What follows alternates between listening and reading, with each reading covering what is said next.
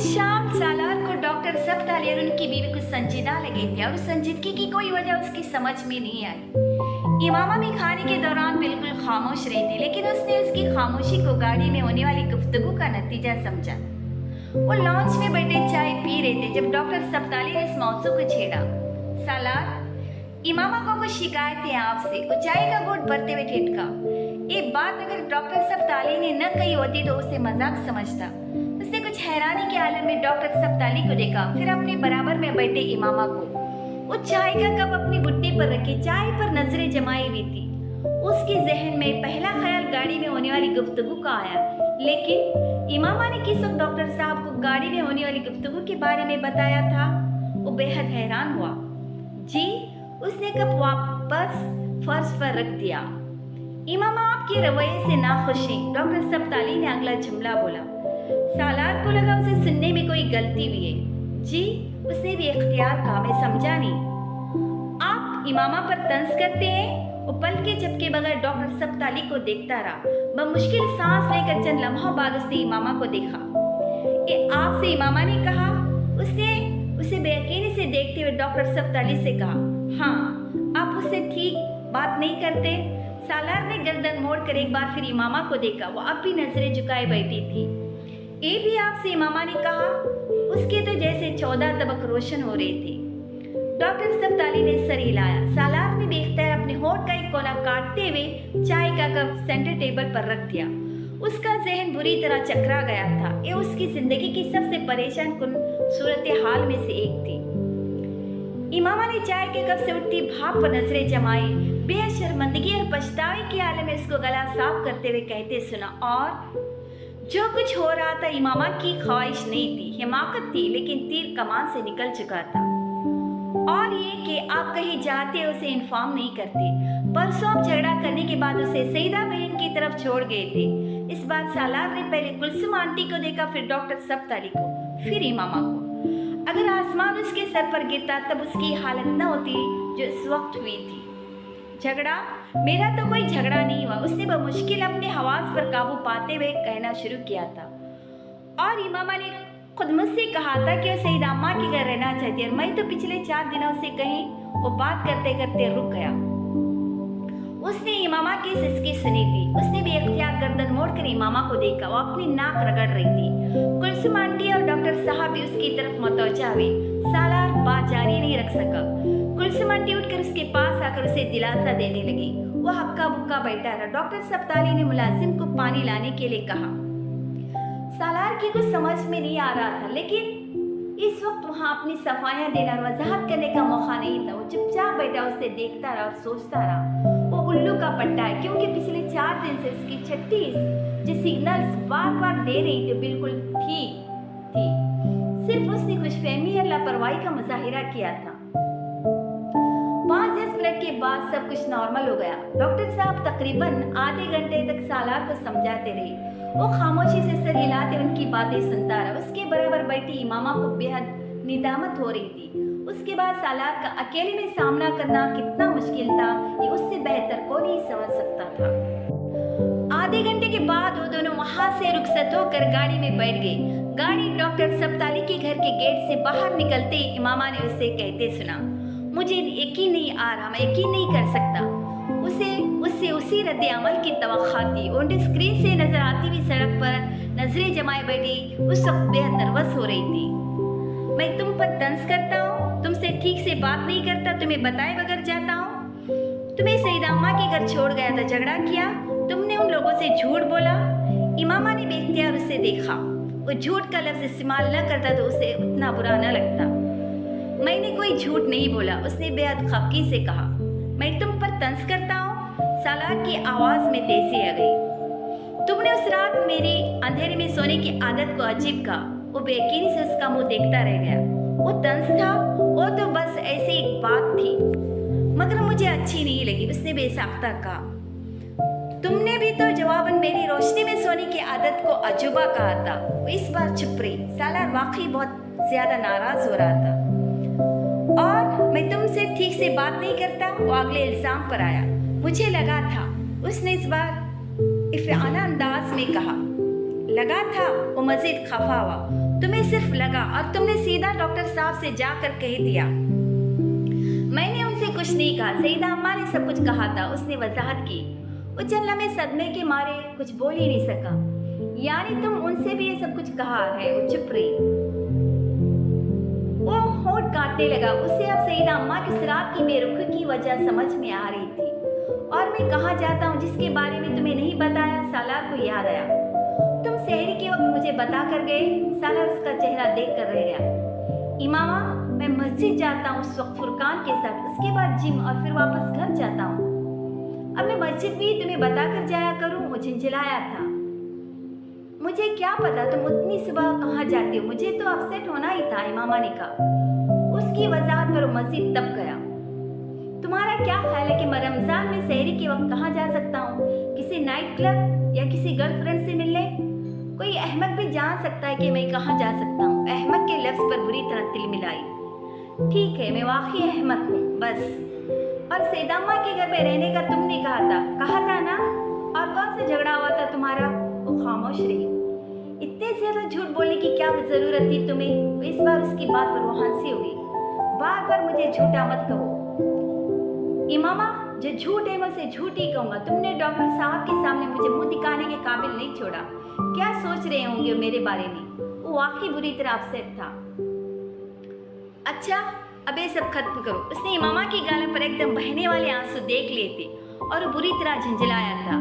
हम जिस इशू पर बात कर रहे हैं इमामा, उसमें रोने धोने की कोई जरूरत नहीं। वो रोती रही। ये ठीक नहीं है इमामा, तुमने डॉक्टर साहब के घर भी यही किया था मेरे साथ। उसका गुस्सा ठंडा पड़ने लगा था, लेकिन झंझलाहट बढ़ गई थी। जो कुछ भी था, उसकी शादी का चौथा दिन था और 1 घंटे में दूसरी बार उजारो कतार रो रही थी। उसकी जगह कोई भी लड़की रो रही होती तो परेशान होता। ये तो खैर इमामा थी। वो बेख्तियार नरम पड़ा। उसके कंधे पर अपना बाजू फैलाकर उसने जैसे उसे चुप करवाने की कोशिश की। इमामा ने डैशबोर्ड पर पड़े टिश्यू बॉक्स से एक टिश्यू पेपर निकालकर अपनी सुर्ख होती नाक को रगड़ा और सालार की सलाह की कोशिशों पर पानी फेरते हुए कहा, मैं इसलिए तुमसे शादी नहीं करना चाहती थी। मुझे पता था तुम मेरे साथ इस तरह का सलूक करोगी। वो उसके जुमले पर एक लम्हे के लिए साख्त रह गया। फिर उसने उसके कंधे से हाथ हटाते हुए कहा, कैसा सलूक? तुम वजाहत करोगी? उसके लहजे में फिर खफगी उतर आई। मैंने आखिर क्या किया है तुम्हारे साथ? एक बार फिर हिचकियों से रोने लगी। सालार ने बेबसी से अपनी आंखें बंद की। वो ड्राइंग न कर रहा होता तो यकीनन सर भी पकड़ लेता। बाकी रस्ते दोनों भी कोई भी बात नहीं हुई। कुछ देर बाद वो बिलाखिर चुप हो गई। सालार ने सुकून का सांस लिया। अपार्टमेंट में आकर भी दोनों के दरमियान कोई बात नहीं हुई। वो बेडरूम में जाने के बजाय लाउंज के एक सोफे पर बैठ गई थी। सालार बेडरूम में चला गया। वो कपड़े बदलकर बेडरूम में आया। वो तब भी अंदर नहीं आई थी। अच्छा है, उसे बैठकर अपने रवैये के बारे में कुछ देर सोचना चाहिए। उसने अपने बेड पर लेटते हुए सोचा। वो सोना चाहता था और उसने बेडरूम की लाइट्स ऑफ नहीं की थी, लेकिन नींद एकदम उसकी आंखों से गायब हो गई थी। अब ठीक है, बंदा सोचे, लेकिन इतना भी क्या सोचना। मजीद 5 मिनट गुजरने के बाद उसके नमोदार न होने पर वो बेख्तियार झंझलाया। वो 2 मिनट मजीद गुजरने के बाद वो बेडरूम से निकल आया। वो लाउंज के सोफे के कोने में दोनों पांव ऊपर रख कुशन गोद में लिए बैठी थी। सालार ने सुकून का सांस लिया। कम से कम वो इस वक्त रो नहीं रही थी। सालार के लॉन्च में आने पर उसने सर उठाकर भी उसे नहीं देखा था। वो बस उसी तरह कुशन को गोद में लिए उसके धागे खींचती रही। वो उसके पास सोफे पर आकर बैठ गया। कुशन को एक तरफ रखते हुए इमामा ने बेख्तियार सोफे से उठने की कोशिश की। सालार ने उसका बाजू पकड़कर उसे रोका। यही बैठो, उसने तहकुमार अंदाज में उससे कहा। उसने एक लम्हे के लिए बाजू छुड़ाने का सोचा, फिर इरादा बदल दिया। वो दोबारा बैठ गई, लेकिन उसने अपने बाजू से सालार का बाजू हटा दिया। मेरा कोई कसूर नहीं है, लेकिन आई एम सॉरी। उसने मुसाहलियत की पहली कोशिश का आगाज किया। इमामा ने खफकी से उसे देखा, लेकिन कुछ कहा नहीं। कुछ देर उसके बोलने का मुंतजर रहा, लेकिन फिर उसे अंदाजा हो गया कि फिलहाल उसकी माजरत कबूल करने का कोई इरादा नहीं रखती। तुम्हें क्यों लगा कि तुमसे ठीक बात नहीं कर रहा? इमामा, मैं तुमसे बात कर रहा हूँ, उसने उसके खामोश रहने पर कहा। तुम मुझे इग्नोर करते रहे। एक लम्हे तौक़ुफ़ के बाद उसने बिलाखिर कहा, इग्नोर? वो भोचका रह गया। मैं तुम्हें इग्नोर करता रहा? मैं कर सकता हूँ? उसने बेयकीनी से कहा। इमामा ने उससे नजरें नहीं मिलाई। तुम सोच भी कैसे सकती हो ये? तुम्हें इग्नोर करने के लिए शादी की थी मैंने तुमसे। तुम्हें इग्नोर करने के लिए कितने सालों से ख्वाब होता फिर रहा हूं मैं, लेकिन तुम करते रहे। वो अपनी बात पर मुसर थी। तुम जुबान से एक बात कहते हो लेकिन तुम वो बात करते करते रुकी। उसकी आंखों में नमी तैरने लगी। तुम्हारी जिंदगी में मेरी कोई अहमियत ही नहीं है। रुको मत, कहती रहो। मैं जानना चाहता हूँ कि मैं ऐसा क्या कर रहा हूँ जिससे तुम्हें मेरे बारे में इतनी गलत फहमियां हो रही हैं। उसने उसकी आंखों की नमी को नजरअंदाज करते हुए बेहद संजीदगी से कहा, मैंने तुम्हें सुबह मस्जिद जाते हुए नहीं बताया, ऑफिस जाते हुए भी नहीं बताया, और उसने गुफ्तगू को शुरू करने के लिए उसे क्यों दी। तुमने मुझे ये भी नहीं बताया कि तुम इफ्तार पर देर से आओगे। तुम चाहते तो जल्दी भी आ सकते थे। और रुकी। और साला ने कोई वजह किए बगैर कहा, मैंने तुम्हारे कहने के मुताबिक तुम्हें मैसेज किया लेकिन तुमने मुझे कॉल नहीं की। अपने पेरेंट्स को रिसीव करने या छोड़ने के लिए तुम मुझे भी एयरपोर्ट ले जा सकते थे, लेकिन तुमने मुझसे नहीं कहा। ठीक है, मैंने कहा था कि मुझे सईदा अम्मा के घर छोड़ दो, लेकिन तुमने एक बार भी मुझे साथ चलने के लिए नहीं कहा। मेरी कितनी बेइज्जती हुई उनके सामने, उबैदी आंसुओं के साथ कह रही थी। वो पलक झपक के बगैर एक टिक से देख रहा था। पानी अब उसकी आंखों से नहीं, नाक से भी बहने लगा था। वो पूरी दिलजमी से रो रही थी। सालार ने सेंटर टेबल के टिश्यू बॉक्स से टिश्यू पेपर निकाल कर उसकी तरफ बढ़ाया। उसने उसका हाथ झटक कर खुद एक टिश्यू पेपर निकाल लिया। उसने नाक रगड़ी थी, आंखें नहीं। और सालार ने बड़े तहम्मुल के साथ एक बार फिर कहा। वो कहना चाहती थी कि उसने उसे शादी का कोई गिफ्ट तक नहीं दिया। उसकी एक दुखती ये भी थी, लेकिन उससे तोहफे का जिक्र करना उसे अपनी तौहीन लगी। उसने तोहफे का जिक्र नहीं किया। कुछ देर वो अपनी नाक रगड़ती सिसकियों के साथ रोती रही। सालार ने बुलाकर उससे पूछा, बस या भी कुछ और भी जुर्म है मेरे? मुझे पता था कि तुम शादी के बाद मेरे। सालार ने उसकी बात काट दी। साथ यही करोगे, मुझे पता है। तुम्हें मेरे बारे में सब कुछ पहले से ही पता चल जाता है। वो उसके जुमले पर बुरी तरह छिड़ा था। उसके बावजूद अब तुम मुझे कहने का मौका दोगी। वो चुप बैठे अपनी नाक रगड़ती रही। अगर मैं शादी के अगले दिन ऑफिस से जल्दी आ सकता तो आ जाता। आज आया हूं ना जल्दी। तुम अपने पेरेंट्स के लिए तो आ गए थे। इमामा ने मुदाखलत की। उस दिन मेरी प्रेजेंटेशन नहीं थी और मैंने तुम्हें कॉल की थी, एक बार नहीं कई बार। तुम अपना सेल फोन देखो या मैं दिखाऊं? सालार ने चैलेंज करने वाले अंदाज में कहा। मेरे मैसेज करने पर तो नहीं की थी ना? उस वक्त मैं मीटिंग में था, मेरा सेल मेरे पास नहीं था। बोर्डरूम से निकलकर पहली कॉल मैंने तुम्हें ही की थी। रिसीव करना तो एक तरफ, तुमने तवज्जो तक नहीं दी। मैंने सईदा अम्मा के घर भी तुम्हें कॉल्स किए, तुमने वहाँ भी यही किया, बल्कि सेल ही ऑफ कर दिया। तो मुझे भी नाराज होना चाहिए था। मुझे कहना चाहिए था कि तुम मुझे इग्नोर कर रही हो, लेकिन मैंने ऐसा नहीं किया। मैंने सोचा तक नहीं उस चीज़ के बारे में। अब उसे संजीदगी से समझा रहा था। तुम्हें अपने साथ एयरपोर्ट लेकर जाना तो मुमकिन ही नहीं था। एयरपोर्ट एक तरफ है, बीच में मेरा ऑफिस है और दूसरी तरफ घर। मैं पहले यहाँ आता, तुम्हें लेकर फिर एयरपोर्ट जाता, दुगना टाइम लगता, और तुम्हारे लिए उन्हें एयरपोर्ट जाकर रिसीव करना जरूरी भी नहीं था। एक लम्हा के लिए रुका, फिर बोला, अब मैं शिकायत करूँ तुमसे? इमामा ने नजरें उठाकर उससे देखा। तुमने सईदा अम्मा के घर पर ठहरने का फैसला किया, मुझसे पूछने की जहमत तक नहीं की। उसकी आंखों में सैलाब का एक नया रेला आया। मेरा ख्याल था तुम मुझे वहाँ रहने ही नहीं दोगे, लेकिन तुम तो तंग आए हुए थे मुझसे। तुमने मुझे एक बार भी साथ चलने को नहीं कहा। सालार ने बेख्तियार गहरा सांस लिया। मुझे क्या पता था? मैंने सोचा कि तुम्हारी ख्वाहिश है, मुझे पूरी करनी चाहिए। चलो ठीक है, मेरी गलती थी। मुझे कहना चाहिए था तुम्हें चलने के लिए, लेकिन कम से कम तुम्हें मुझे खुदाहाफिज कहने के लिए बाहर तक तो आना चाहिए था। मैं 15 मिनट सहन में खड़ा इंतजार करता रहा, लेकिन तुमने एक लम्हा के लिए भी बाहर आने की जहमत नहीं की। मैं नाराज थी, इसलिए नहीं आई। नाराजगी में कोई फॉर्मेलिटी तो होती है ना? वो खामोश रही। तुमने फुरकान के हवाले से जिद की कि मुझे वहाँ नहीं जाना। खामोखा की जिद थी, मुझे बुरा लगा था, लेकिन मैंने तुम्हें अपनी बात मानने पर मजबूर नहीं किया। एक लम्हा के लिए रुका। फुरकान मेरा सबसे ज्यादा क्लोज फ्रेंड है। फुरकान और भाभी ने हमेशा मेरा बहुत ख्याल रखा और मेरे लिए काबिल कबूल नहीं है कि मेरी वाइफ उस फैमिली की इज्जत न करे। उसकी आंखों में उमड़ते सैलाब के रेले को नजरअंदाज करते उसने कहा, इमामा ने इस बार कोई वजाहत नहीं दी थी। मैंने तुमसे गिला भी नहीं किया कि तुमने मेरे पेरेंट्स को एक दफ़ा भी कॉल करके ये नहीं पूछा कि वो ठीक से पहुंच गए या उनकी फ्लाइट ठीक रही। बड़े तहम्मुल से कह रहा था, वो जज्बस हुई।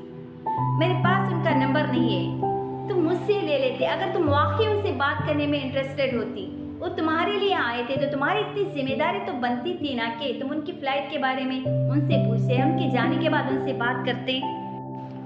तो तुम मुझसे कह देते, क्यों नहीं कहा? मैंने इसलिए नहीं कहा क्योंकि मेरे नज़दीक कोई इश्यूज नहीं है। ये मामूली बातें, ऐसे इश्यूज नहीं कि जिन पर मैं तुमसे नाराज होता फिरूं या झगड़ा करूं, बोल नहीं सकी।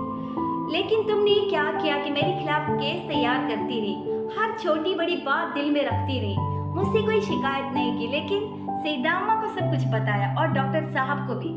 किसी दूसरे से बात करने से पहले तुम्हें मुझसे बात करनी चाहिए थी ना। उसके आंसू थमने लगे। उसे बड़े तहम्मुल से समझा रहा था, अगर मैं तुम्हारी बात न सुनता तो और बात थी, फिर तुम कहते किसी से भी, मुझे एतराज न होता। वो खामोश रही, उसकी बात कुछ गलत भी नहीं थी। तुम सो न रहे होते तो मैं यकीनन तुम्हें बताकर ही घर से निकलता, मैं कहाँ जा रहा हूँ। लेकिन एक सोए हुए बंदे को सिर्फ ये बताने के लिए उठाऊं कि मैं जा रहा हूँ, ये तो मैं कभी नहीं कर सकता। वो कुछ बोल न सकी। इग्नोर? मैं हैरान हुई मामा के ख्याल तुम्हारे दिमाग में कैसे आ गया। मैं 4 दिन से 7वें आसमान पर हूँ और तुम ये कह रही हो कि मैं तुम्हें इग्नोर कर रहा हूँ। लेकिन तुमने एक भी मेरी तारीफ नहीं की। इमामा को एक और खता याद आई। सालार ने चौंकर उसे देखा। किस चीज़ की तारीफ? उसने हैरान होकर पूछा। एक बेहमकाना सवाल था, लेकिन इस सवाल ने इमामा को शर्मिंदा किया था। अब ये भी मैं बताऊँ, बुरी तरह बिगड़ी थी। तुम्हारी खूबसूरती की? साला ने कुछ उलझकर अंदाजा लगाया, मजीद खफा भी। मैं कब कह रही हूँ खूबसूरती की करूँ? किसी भी चीज़ की तारीफ कर देते, मेरे कपड़ों की कर देते। उसने कह तो दिया, लेकिन वह शिकायत करने पर पछताई। सालार के जवाबी सवालों ने उसे बुरी तरह शर्मिंदा किया था। सालार ने एक नज़र उसे, फिर उसके कपड़ों को देखकर एक गहरा सांस लिया और बेख्तियार हंसा। इमामा, तुम मुझे अपने मुंह से अपनी तारीफ करने के लिए कह रही हो? उसने हंसते हुए कहा। ये जैसे उसके लिए मजाक था, बुरी तरह छिप गई। मत करो, मैं कब कहा है? मैंने कब कहा है? नहीं, यू आर राइट। मैंने वाकई अभी तक तुम्हें किसी भी चीज़ के लिए नहीं सराहा। मुझे करना चाहिए था। एकदम संजीदा हो गया। उसने मामा की शर्मिंदगी महसूस कर ली थी। उसके कंधे पर बाजू फैलाते उसने इमामा को अपने करीब किया। इस बार इमामा ने उसका हाथ नहीं झटका था। उसके हाथ सब थम चुके थे। सालार ने दूसरे हाथ से उसका हाथ अपने हाथ में ले लिया। उसके हाथ को बड़ी नरमी के साथ सहलाते हुए बोला, ऐसी शिकायतें वहां होती है जहाँ सिर्फ चंद दिन के साथ हो, लेकिन जहाँ जिंदगी भर की बात हो वहाँ ये सब कुछ बहुत सेकेंडरी होता है। उसे अपने साथ लगाए बहुत नरमी से समझा रहा था। तुमसे शादी मेरे लिए बहुत मानी रखती थी और मानी रखती है, लेकिन आइंदा भी कुछ मानी रखेगी। उसका निसार तुम पर है। मुझसे जो गिला है उसे मुझसे करो, दूसरों से नहीं। मैं सिर्फ तुमको जवाबदार हूँ मामा, किसी और के सामने नहीं। उसने नपेतले लफ्जों में उसे बहुत कुछ समझाने की कोशिश की थी। हम कभी दोस्त नहीं थे, लेकिन दोस्तों से ज्यादा बेतकल्लुफी और साफ हो ही रही है हमारे ताल्लुक में। शादी का रिश्ता उसे कमजोर क्यों कर रहा है? इमामा ने नजर उठाकर उसके चेहरे को देखा। उसे उसकी आंखों में भी वही संजीदगी नजर आई जो उसके लफ्जों में थी। उसने एक बार फिर सर झुका लिया। वो गलत नहीं कह रहा था, उसके दिल ने एतराफ किया। तुम मेरी जिंदगी में हर शख्स और हर चीज से बहुत ज्यादा इंपॉर्टेंस रखती हो, सालार ने अपने लफ्जों पर जोर देते हुए कहा। लेकिन एक जुमला मैं तुम्हें हर रोज नहीं कह पाऊंगा। उसका मतलब ये नहीं कि मेरे लिए तुम्हारी इंपॉर्टेंस कम हो गई है। मेरी जिंदगी में तुम्हारी इंपॉर्टेंस अब मेरे हाथ में नहीं, तुम्हारे हाथ में। ये तुम्हें तय करना है कि वक्त गुजरने के साथ तुम उस इंपॉर्टेंस को बढ़ाओगी या कम कर दोगी। उसकी बात सुनते हुए मामा की नजर उसके उस हाथ की पुष्ट पर पड़ी जिससे उसका हाथ सहला रहा था। उसके हाथ की पुष्ट बेहद साफ सुथरी थी। हाथ की पुष्ट और कलाई पर बाल न होने के बराबर थे। हाथ की उंगलियां किसी मुसव्विर की उंगलियों की तरह लंबी और आम मर्दों की हाथों की निस्बत पतली थी। उसके हाथों की पुष्ट पर सब्ज और नीली रगें बहुत नुमायां तौर पर नजर आ रही थी। उसकी कलाई पर रिस्ट वॉच का हल्का सा निशान था। वो यकीनन बहुत बाकायदगी से रिस्ट वॉच पहना था। वो आज पहली बार उसके हाथ इतने गौर से देख रही थी। उसे उसके हाथ बहुत अच्छे लगे। उसका दिल कुछ और मोम हुआ। उसकी तवज्जो कहाँ थी सालार को अंदाजा नहीं हो सका। वो उसे उसी तरह संजीदगी से समझा रहा था। मोहब्बत या शादी का मतलब ये नहीं होता कि दोनों पार्टनर्स एक दूसरे को अपने अपने हाथ की मुट्ठी में बंद करके रखना शुरू कर दे। उससे रिश्ते मजबूत नहीं होते, दम घुटने लगता है। एक दूसरे को स्पेस देना, एक दूसरे की इनफरादी हैसियत को तस्लीम करना, एक दूसरे की आवाज़ के हक का एहतराम करना बहुत ज़रूरी है। इमामा ने गर्दन मोड़कर उसका चेहरा देखा। वह बेहद संजीदा था। हम दोनों अगर सिर्फ एक दूसरे की ऐब कोताहियाँ ढूंढते रहेंगे तो बहुत जल्द हमारे दिल से एक दूसरे के लिए इज्जत और लिहाजत खत्म हो जाएगा। किसी रिश्ते को कितनी भी मोहब्बत से बांधा गया हो, अगर इज्जत और लिहाज चला जाए तो मोहब्बत भी चली जाती है। ये दोनों चीज़ें मोहब्बत के घर की चार दीवारी खत्म हो जाए तो घर को बचाना मुश्किल हो जाता है।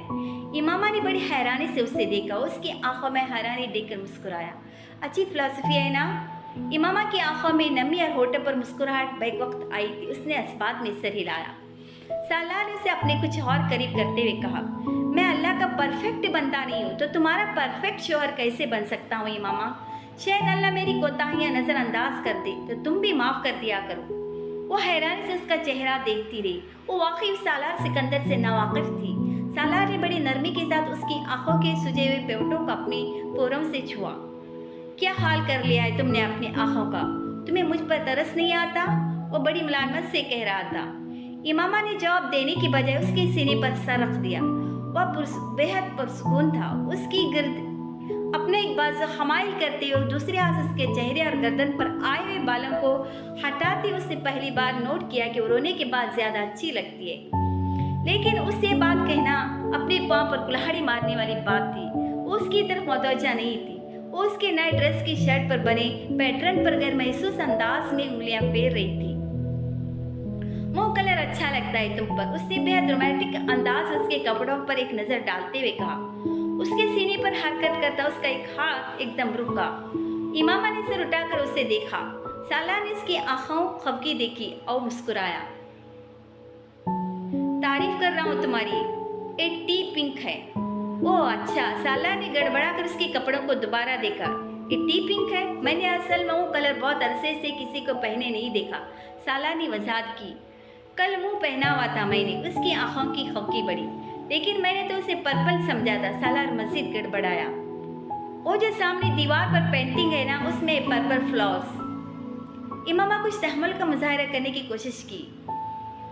सालार उस पेंटिंग को घूरते हुए ये नहीं बता सका कि उन फ्लावर्स को ब्लू कलर का कोई शेड समझ कर लाया था। इमामा उसका चेहरा देख रही थी। सालार ने कुछ बेचारगी के अंदाज में गहरा सांस लिया। मेरा ख्याल है इस शादी को कामयाब करने के लिए मुझे अपनी जेब में एक शेड कार्ड रखना पड़ेगा। वो पेंटिंग को देखते हुए बड़बड़ाया था। वो पहली सुबह थी जब उसकी आंख सालार से पहले खुली थी। अलार्म सेट टाइम से भी 10 मिनट पहले। चंद मिनट वो इसी तरह बिस्तर में पड़ी रही। उसे अंदाजा नहीं हो रहा था कि रात का कौन सा पहर है। बेड साइड टेबल पर पड़ा अलार्म क्लॉक उठाकर उसने टाइम देखा, फिर साथ ही अलार्म ऑफ कर दिया। बड़ी एहतियात से उठकर बिस्तर में बैठी। साइड टेबल का लैंप बड़ी एहतियात से ऑन करते हुए उसने स्लीपर्स ढूंढे। फिर उसने खड़े होते हुए साइड टेबल का लैंप ऑफ किया। तब उसने सालार की साइड के लैंप को ऑन होते देखा। वो किस वक्त बेदार हुआ था इमामा को अंदाजा नहीं हुआ था। मैं समझी तुम सो रहे हो, उसने सालार के सलाम का जवाब देते हुए कहा। मैं अभी उठा हूँ, कमरे में आहट की वजह से। वो उसी तरह लेटे लेटे अब अपना सेल फोन देख रहा था। लेकिन मैंने तो कोई आवाज़ नहीं की। मैं तो कोशिश कर रही थी कि तुम डिस्टर्ब ना हो। इमामा कुछ हैरान हुई थी। मेरी नींद ज़्यादा गहरी नहीं है इमामा। कमरे में हल्की आहट भी हो तो मैं जाग जाता हूँ। उसने गहरा सांस लेते हुए सेल साइड टेबल पर रखा। मैं आइंदा एहतियात करूँगी, उसने कुछ मुआसरत खाना अंदाज में कहा। ज़रूरत नहीं, मुझे आदत है इस तरह की नींद की, मुझे फ़र्क नहीं पड़ता। उसने बेड पर पड़ा एक और तकिया उठाकर अपने सर के नीचे रखा और आंखें बंद कर ली। वो वॉशरूम में जाने से पहले चंद लम्हे उसे देखती रही। हर इंसान एक किताब की तरह होता है, खुली किताब जिसे कोई भी पढ़ सकता है। सालार भी उसके लिए खुली किताब था, लेकिन चाइनीज जबान में लिखी हुई किताब। उस दिन उसने और सालार ने सहरी इकट्ठे की और हर रोज़ की तरह सालार फुरकान के साथ नहीं गया। वो शायद पिछले कुछ दिनों की शिकायतों का अजाला करने की कोशिश कर रहा था। इमामा का मूड रात को ही बहुत अच्छा हो गया था और उसमें मज़ीद बेहतरी उसकी उस तवज्जो ने की। मस्जिद में जाने से पहले आज पहली बार उसने उसे इत्तला किया। इमामा तुम मेरा इंतज़ार मत करना, नमाज पढ़कर सो जाना, मैं काफ़ी लेट आऊँगा। उसने जाते उसे ताकीद की, लेकिन उसकी ताकीद को नज़रअंदाज करते हुए उसके इंतजार में बैठी रही। वो 8:30 बजे उसके ऑफिस जाने के बाद सोई थी। दोबारा उसकी आँख 11 बजे डोरबेल की आवाज़ पर खुली। नींद में अपनी आंखें मसलते उसने बेडरूम से बाहर निकलकर अपार्टमेंट का दाखिली दरवाजा खोला। 40-45 साल एक औरत ने उसे बेहद पुरतजस्सुस नजरों से देखते हुए सलाम किया। मुझे नौशीन बाजी ने भेजा है, उसने अपना तारुफ करवाया। इमामा को एकदम याद आया कि उसने नौशीन को सफाई के लिए मुलाजिमा को कल की बजाय अगले दिन भेजने के लिए कहा था।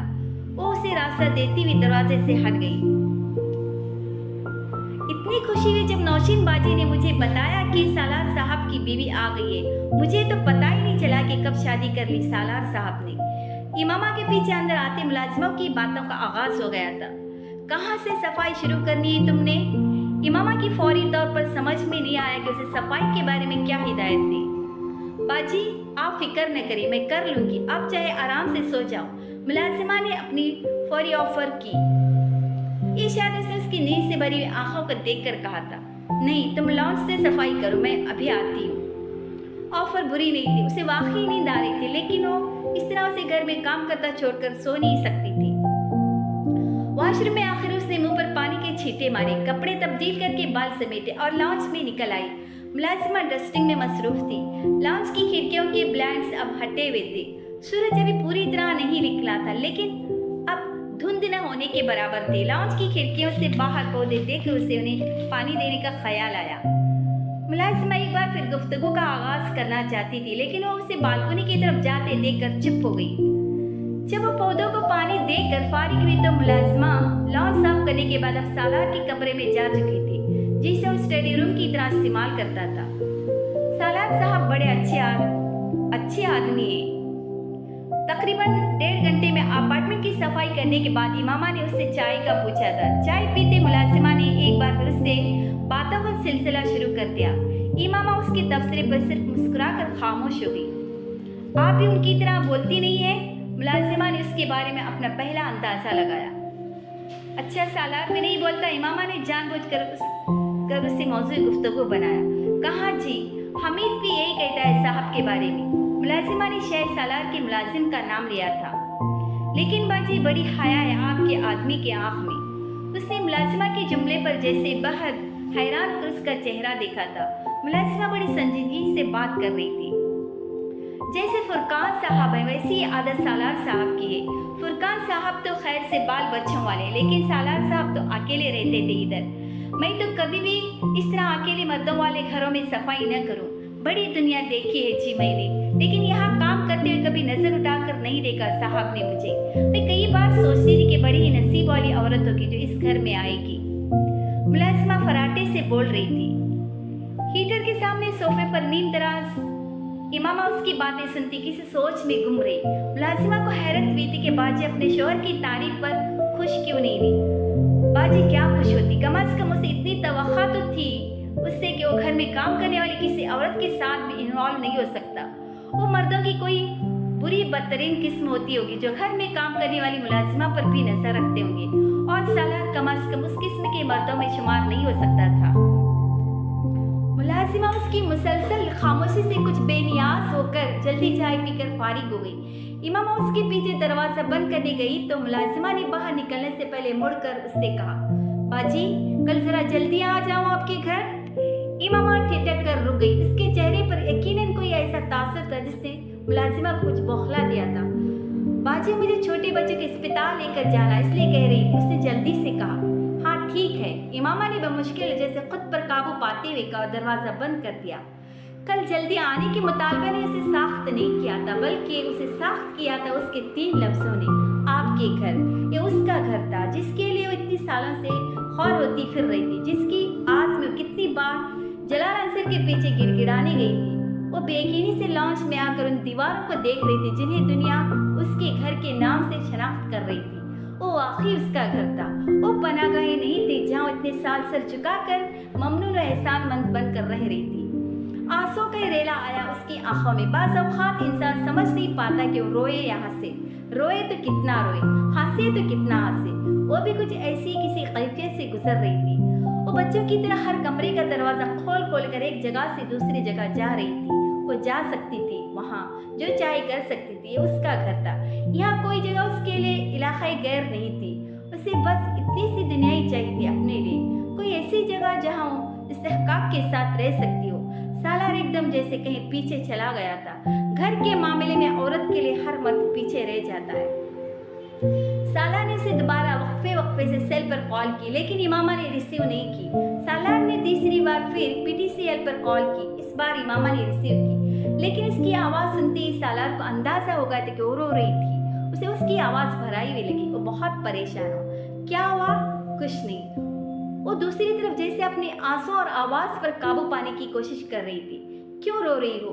सालार की वाकई को समझ में नहीं आया कि क्यों रो रही है। रात हर झगड़े का इख्तिताम बेहद खुशगवार अंदाज में हुआ था। वो सुबह दरवाजे तक मुस्कुराकर उसे रुखसत करने आई थी, फिर अब वो उलझ रहा था। दूसरी तरफ इमामा की समझ में नहीं आ रहा था कि वो उसे अपने रोने का क्या जवाब पेश करे। उससे ये तो नहीं कह सकती थी कि वो इसलिए रो रही कि किसी ने उससे घरवाली कहा है। सालार ये बात नहीं समझ सकता था, कोई भी मर्द नहीं समझ सकता। मुझे अम्मी और अब्बू याद आ रहे हैं। सालार ने बेख्तियार एक गहरा सांस लिया। ये वजह समझ में आती थी। वो एकदम पुरसुकून हुआ। उधर वो बिल्कुल खामोश थी। माँ बाप का जिक्र क्या था? झूठ बोला था, लेकिन अब रोने की जैसे एक और वजह मिल गई थी। जो आंसू पहले थम रहे थे एक बार फिर से बरसने लगे थे। कुछ देर वो चुपचाप फोन पर उसकी सिसकियां रिचकियां सुनता रहा। वो उस गैर मुल्की बैंक में इन्वेस्टमेंट बैंकिंग को हेड करता था। छोटे से छोटे इन्वेस्टमेंट स्कैम पकड़ सकता था।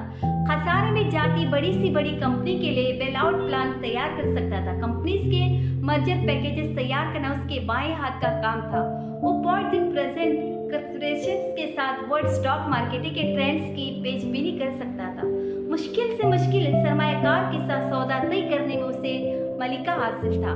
लेकिन शादी के से एक हफ्ते के दौरान ही उसे अंदाजा हो गया था कि वो इमामा को रोते हुए चुप नहीं करा सकता। न उन आंसुओं की वजह ढूंढ सकता था, न उन्हें रोकने के तरीके उसे आते थे। वो कम से कम उस मैदान में बिल्कुल अनाड़ी था। इमामा ने घर साफ किया था। एक लंबी खामोशी के बाद उसने इमामा की तवज्जो रोने से हटाने के लिए जिस मौजू और जुमले का इंतखाब किया वो ठिकाना था। इमामा को जैसे यकीन नहीं आया कि ये बात पर के उसे अपने माँ बाप याद आ रहे हैं। सालार ने इससे ये पूछा है। पिछले रात के सालार के सारे लेक्चर्स को बाला तक रखते उसने रिसीवर क्रेडल पर पटक दिया और फोन मुनक़ता होती ही सालार को अपने अल्फाज की गलत इंतखाब का एहसास हो गया था। अपने सिल की तार की स्क्रीन को देखते उसने बेख्तियार गहरा सांस लिया। अगले 5 मिनट में सेल हाथ में लिए बैठा रहा। उसे पता था उसने अब कॉल की तो रिसीव नहीं करेगी। 5 मिनट के बाद उसने दोबारा कॉल की। खिलाफ तवक्का इमामा ने एक कॉल रिसीव की। इस बार उसकी आवाज़ में खफगी थी, लेकिन वो भराई हुई नहीं थी। वह यकीनन रोना बंद कर चुकी थी। आई एम सॉरी, सालार ने इसकी आवाज़ सुनते ही कहा। इमामा ने जवाब नहीं दिया। वो उस वक्त उसकी माजरत नहीं सुन रही थी। वो सिर्फ एक ही बात का जवाब ढूंढने की कोशिश कर रही थी। उसे सालार पर गुस्सा क्यों आ जाता था, यूँ छोटी छोटी बातों पर। इतने सालों में जिस एक एहसास को मुकम्मल तौर पर भूल गई थी, वो गुस्से का एहसास ही था। यह एहसास उसके लिए अजनबी हो चुका था। इतने सालों से उसने अल्लाह के अलावा किसी से भी कोई गिला, कोई शिकायत नहीं की थी। किसी से नाराज़ होना है, किसी को खफगी दिखाना तो बहुत दूर की बात है। फिर अब एहसास उसके अंदर क्यों जाग उठा था? सईदा अम्मा, डॉक्टर सब्त अली, उनकी फैमिली, उनकी क्लास फेलोज, कोलीग्स, उनमें से कभी किसी पर उसे गुस्सा नहीं आया था। हाँ, कभी कभार शिकायत होती थी, लेकिन वो शिकायत कभी लफ्ज़ों की शक्ल इख्तियार नहीं कर सकी। फिर अब क्या हो रहा था उसे? इमामा प्लीज़ बोलो, कुछ कहो। ओ चौंकी। नमाज का वक्त निकल रहा है, मुझे नमाज पढ़नी। उसने उसी उलझे हुए अंदाज में उससे कहा। तुम खफा नहीं हो? सालार ने उससे पूछा। नहीं, उसने मध्यम आवाज में कहा। वो नमाज के बाद देर तक उसे एक सवाल का जवाब ढूंढती रही और उससे जवाब मिल गया। 9 साल में उसने पहली बार अपने लिए किसी की ज़बान से मोहब्बत का इजहार सुना था। वह एहसान करने वाले के हुजूम में थी। पहली बार किसी मोहब्बत करने वाले के हसार में आई थी। किला, शिकवा, नाज, नखरा, गुस्सा, खफकी, ये सब कैसे न होता। उसे पता था कि जब वो रूठेगी तो उसे मना लेगा, खफा होगी तो उसे वजाहतें देगा। मान था वह गुमान, लेकिन जो कुछ भी था गलत नहीं था। उसे इतने सालों में जो कुछ उसके अंदर जमा हो गया था वो किसी लावे की तरह निकल रहा था। आहिस्ता आहिस्ता वो नॉर्मल हो रही थी। शाम को सालार उसे खुशगवार मूड में देखकर हैरान हुआ था। खिलाफ तवक्का था, खास तौर पर दोपहर वाले वाक़े के बाद। लेकिन उस रात उसे डिनर के लिए बाहर ले गए। वो बेहद नर्वस थी, लेकिन बेहद एक्साइटेड भी। वो कितने सालों के बाद यूं किसी रेस्टोरेंट के ओपन एरियाज में बैठी बारबेक्यू खा रही थी। खाने के बाद वो दोनों विंडो शॉपिंग की नीयत से मार्केट चले आए। सालार ने बड़ी नरमी और तवज्जो से उसे खुद को संभालने का मौका दिया था। उससे हल्की फुल्की बातें करता रहा। खाना खत्म करने तक वो नॉर्मल हो चुकी थी। ईद की खरीदारी की वजह से मार्केट में उस वक्त भी बड़ी गहमा गहमी थी। वो बहुत अरसे के बाद वहाँ आई थी। मार्केट की शक्ल ही बदल चुकी थी। वो बेहद हैरत से उन न्यू ब्राइड्स और दुकानों को देखते हुए गुजर रही थी जो 8-9 साल पहले वहाँ नहीं थी। डॉक्टर सब्ताली की बेटियां, सईदा अम्मा के बेटे अपनी फैमिलीज के साथ जब भी आउटिंग के लिए बाहर निकलते वो उसे भी साथ ले जाने की कोशिश करते, लेकिन उनके साथ बाहर न जाने का फैसला उसका अपना होता था। वो उनमें से किसी के लिए मजीद किसी मुसीबत का बास नहीं बनना चाहती थी। शादी को सिर्फ रहने की जगह की तब्दीली समझ रही थी। हालात की तब्दीली के बारे में उसने कभी नहीं सोचा था, लेकिन मौजज़ात होते हैं, शाज़ और नादर से, लेकिन होते ज़रूर हैं। कुछ लोग ही सालार की आवाज़ पर बेइख्तियार झुकी। हाँ, कॉफ़ी, उसने झिझक कर कहा। मैं शॉपिंग की बात कर रहा था, उसने कहा। नहीं, मेरे पास सब कुछ है, इमामा ने मुस्कुरा कर कहा। ओ तो अब मेरे पास भी। उसके चेहरे पर बेइख्तियार सुर्खी दौड़ी थी। तुम्हें मेरी तारीफ अच्छी लगी? सालार, बाज आओ, मैंने तुम्हें यहाँ तारीफ करने को कहा था। वो बेसाख्ता चीपी। तुमने जगह नहीं बताई थी, सिर्फ ये कहा था कि मुझे तुम्हारी तारीफ करनी चाहिए। उसे छेड़ने में वो उसे छेड़ते महसूस हो रहा था। इमामा ने इस बार गर्दन मोड़कर उसे नजरअंदाज किया। उसके साथ चलते चलते एक शोकेस में डिस्प्ले पर लगी एक साड़ी देखकर वो बेसाख्ता रुकी। कुछ देर सताइशी नजरों से उसे काही रंग की साड़ी को देखती रही। वहां शोकेस में लगी यही वो शे थी जिसके सामने वो ठिठक कर रुक गई थी। सालार ने एक नजर उस साड़ी को देखा, फिर उसके चेहरे को, और बड़ी सहूलत के साथ कहा, मुझे लगता है साड़ी तुम पर बहुत अच्छी लगेगी, आओ लेते हो। ग्लास डोर खोलते हुए बोला। नहीं, मेरे पास बहुत से फैंसी कपड़े। इमामा ने उसकी बाजू पर हाथ रखते हुए उसे रोका। लेकिन मैंने तो कुछ नहीं दिया तुम्हें शादी पर, इसलिए कुछ देना चाहता हूँ। वो इस बार बोल नहीं सकी। वो साड़ी उसे वाकई बहुत अच्छी लगी थी। उस बुटीक से उन्होंने सिर्फ वो साड़ी नहीं खरीदी बल्कि चंदार सूट भी लिए थे। दूसरी बुटीक से घर में पहनने के लिए कुछ रेडीमेड मलबूसात, कुछ स्वेटर्स और जूते। मुझे पता है तुम्हारे पास कपड़े, लेकिन तुम मेरे खरीदे हुए पहनोगी तो मुझे ज़्यादा अच्छा लगेगा। ये सब मैं अपनी खुशी के लिए कर रहा हूँ, तुम्हें खुश करने की कोशिश नहीं कर रहा। उसके पहले एतराज़ पर सालार ने बेहद रसानियत से कहा था। इमामा ने उसके बाद एतराज़ नहीं किया। उसे कुछ झिझक थी, लेकिन थोड़ी देर में झिझक भी खत्म हो गई। फिर उसने सारी चीज़ें अपनी पसंद से ली थी। मुझे तुम पर हर चीज़ अच्छी लगती है, सो तुम मुझसे मत पूछो। उसने सालार की पसंद पूछी तो मुस्कुराते हुए बोला। लॉन्ज की खिड़कियों पर कर्टेन्स लगा ले। इमामा को याद आया। ब्लाइंड से क्या इश्यू है तुम्हें? वो चौंका। कोई नहीं, लेकिन मुझे कर्टेन्स अच्छे लगते हैं, खूबसूरत है। क्यों नहीं? सालार ने अपनी दिली तासुर छुपाते मुस्कुरा कर कहा, और उससे कह नहीं सका कि उसे पर्दों से चिढ़ थी। रात 11:15 बजे कैफे में काफ़ी और टारनिसू खाने के बाद वो तकरीबन 12:30 बजे घर वापस आए। लाहौर तब तक एक बार फिर धुंध में डूब चुका था, लेकिन जिंदगी के रास्ते से धुंध छूटने लगी थी। घर आने के बाद भी मैं मकसद उन चीज़ों को खोलकर सोफे पर बैठ गई। कितने सालों बाद मिलने वाली किसी चीज़ का तशक्कुर और एहसान मंदी के बोझ के साथ नहीं, बल्कि इस्तेहकाक के एहसास के साथ देख रही थी। औरत के लिए बहुत सारी नियामतों में से एक नियामत उसके शौहर का उसकी ज़ात पर पैसा खर्च करना भी है, और ये नियामत क्यों था उसे आज समझ पाई थी। डॉक्टर सब्ताली और उनकी बीवी हर सीजन के आगाज में उसे कपड़े और दूसरी चीज़ें खरीद कर देते थे। सईदा अम्मा भी उसके लिए कुछ न कुछ लाती रहती थी। उनके बेटे और डॉक्टर सब्ताली की बेटियां भी उसे कुछ न कुछ भेजती रहती थी, लेकिन उनमें से किसी चीज़ को हाथ में लेते हुए उसने ऐसी खुशी या सुकून महसूस नहीं किया था। वो खैरात नहीं थी, लेकिन वो हक भी नहीं था, वो एहसान था, और वो इतने सालों में भी अपने वजूद के एहसानों को आदी नहीं बना सकी थी।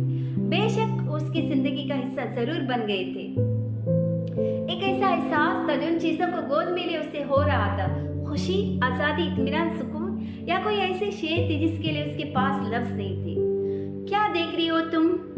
सालार कपड़े तब्दील करके वॉशरूम से निकल रहा था और ड्रेसिंग रूम की लाइट ऑफ करके कमरे में आते उसने इमामा को उसी तरह सोफे पर सारी चीज़ें फैलाए बैठे देखा। वह हैरान सा हुआ। वो जब से आई थी सब से उन चीज़ों को लेकर बैठी हुई थी। कुछ भी नहीं, मैं बस रखने ही लगी थी। इमामा ने उन चीज़ों को समेटना शुरू कर दिया। एक वार्डरोब मैंने खाली कर दी, तुम अपने कपड़े उसमें रख लो। अगर कुछ और जगह की ज़रूरत हो तो गेस्ट रूम की एक वार्डरोब भी खाली है, तुम उसे इस्तेमाल कर सकती हो। वो अपने कमरे से कुछ ढूंढता उसे कह रहा था, मुझे सैयदा अम्मा के घर से अपना सामान लाना है। इमामा ने सारी चीज़ों को दोबारा डिब्बों और बैग्स में डालते हुए कहा, कैसे सामान? वो अभी तक दराज में कुछ ढूंढ रहा था। तेरे जहेज का सामान, इमामा ने बड़ी रसानियत से कहा। मसलन? वो दराज से निकाले गए कुछ पेपर्स देखते हुए चौंका। बर्तन हैं, इलेक्ट्रॉनिक्स की चीज़ें, फर्नीचर भी है, लेकिन वो शोरूम पर है। और भी कुछ छोटी छोटी चीज़ें हैं। उन पेपर्स को दराज में रखकर उसकी बात सुनता रहा। तुम्हारी ज़ाती इस्तेमाल की कोई चीज़ है वहाँ? उसने पूछा। वो सब मेरी ज़ाती चीज़ें, उसने बेसाख्ता कहा। वो जहेज का सामान है, साला ने उसे जताने वाले अंदाज में कहा। अब तुम कहोगे तुम्हें जहेज नहीं चाहिए, कुछ जज्बत होकर बोली। मुझे किसी भी किस्म का सामान नहीं चाहिए, सालार ने दो टोक अंदाज में कहा। तुम्हें लगता है कि इस अपार्टमेंट में पहले किसी चीज़ की कमी है? तुम चाहती हो यहाँ हर चीज़ दो दो की तादाद में हो? रखेंगे कहाँ? वो पूछ रहा था। इमामा सोच में पड़ गई। इतने सालों से चीज़ें मैं खरीदती रही हूँ अपने लिए, लेकिन ज़्यादा सामान अब्बू के पैसों से आया है। वो नाराज़ होंगे, वो अब भी तैयार नहीं थी। डॉक्टर साहब ने अपनी तीनों बेटियों को जहेज दिया? वो पूछ रहा था। नहीं दिया ना? तुम्हें कैसे पता? वो चंद लम्हे बोल नहीं सकी। उन्होंने हमें खुद बताया था, उसने कहा। उनकी तीनों बेटियों की शादी फैमिली में हुई है, इसलिए इमामा ने कहा। ट्रस्ट मी, मैं भी जहेज लेकर ना आने पर तुमसे बुरा सलूक नहीं करूंगा। एक डॉक्टर साहब का तोहफा होता तो मैं जरूर रखता, लेकिन ये उन्होंने तुम्हारी सिक्योरिटी के लिए दिया था, क्योंकि तुम्हारी शादी किसी ऐसी फैमिली में हो रही थी जिनके बारे में मुकम्मल तौर पर नहीं जानते थे, लेकिन मेरे बारे में तो भी जानते और तुम भी, सालार ने उससे कहा। मेरे बर्तन, बेडशीट्स और कपड़े, छोटी छोटी कितनी चीज़ें जो मैं इतने सालों से जमा कर रही हूँ, अब कैसे दे दो ये सब कुछ? वो नाखुश थी। ओके, जो चीज़ तुमने अपने पैसे लिए वो ले आओ, बाकी छोड़ दो सब कुछ, वो किसी खैराती इदारे को दे देंगे। सालार ने एक और हल निकाला और इस बार कुछ सोचने लगी। मैं सुबह ऑफिस जाते हुए तुम्हें सैयदा अम्मा की तरफ छोड़ दूंगा और ऑफिस से आज जरा जल्दी आ जाऊंगा, तुम्हारी पैकिंग भी करा दूंगा। वो हाथ में कुछ पेपर्स ले उसकी तरफ आया, सोफे पर उसके पास बड़ी चीज़ों को एक तरफ करते हुए उसके पास बैठ गया। ये जिस जगह पर क्रॉस का निशान है, इस पर अपने साइन कर दो। उसने कुछ पेपर्स उसकी तरफ बढ़ाते हुए एक पेन उसे थमाया। ये क्या है? उसने कुछ हैरान होकर इस पेपर्स को देखा। मैं अपने बैंक में तुम्हारा अकाउंट खुलवा रहा हूँ, लेकिन मेरा अकाउंट तो पहले ही खुला हुआ है। चलो एक अकाउंट मेरे बैंक में भी सही, बुरे नहीं, हम अच्छी सर्विस देते हैं। उसने मजाक किया। इमामा ने पेपर्स पर साइन करना शुरू कर दिया। फिर वो अकाउंट बंद कर दो, इमामा ने साइन करने के बाद कहा। नहीं, उसे रहने दो, सालार ने पेपर्स उससे लेते हुए कहा। तुम्हें अकाउंट खोलने के लिए कितनी रकम का चेक दूं? इमामा का ख्याल था कि वो गैर मुल्की बैंक है, यकीनन अकाउंट खोलने के लिए मुल्की बैंक की निस्बत कुछ ज़्यादा रकम की ज़रूरत होगी।